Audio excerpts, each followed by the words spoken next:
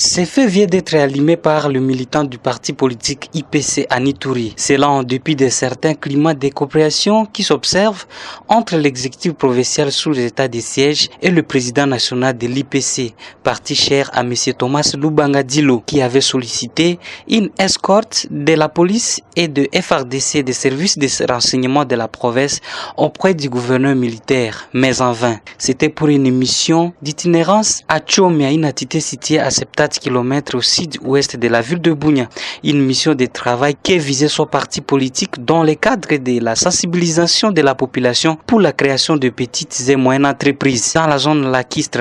C'était une mission où nous avons mis notre base essentiellement les éleveurs, les pêcheurs, les opérateurs économiques, les transporteurs.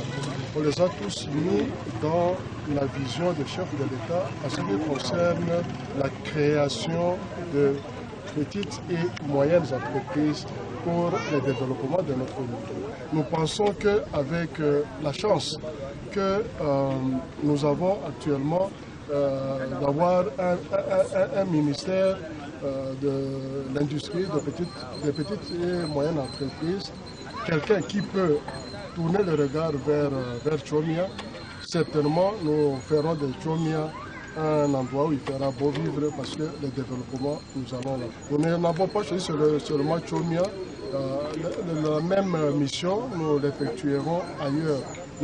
Ce n'est qu'après cette mission de service que le gouvernement provincial de l'état de siège accusera ces derniers, à travers son porte-parole, d'avoir entretenu la milice Zahir, dont parmi ses gardes-corps se trouveraient des éléments proches des Zahir. Une accusation que rejette M. Thomas Lubanga Dilo devant la presse. Cependant, quelques militants retrouvés, rencontrés devant le bureau du parti politique IPC à Ituri, rejettent toute accusation du gouvernement provincial à l'égard de leur leader, car M. Thomas Lubanga Dilo travaille sensiblement pour le retour de la paix et le développement en Ituri. Tout ce qui se passe ici à Ituri pense que le président de la République avait déployé l'état de siège, mais nous avons vu que l'état de siège a déraillé leur chemin. Il était venu ici pour établissement de la paix. Mais au contraire, ils sont là au lieu de l'état de siège, ils sont devenus l'état d'intimidation.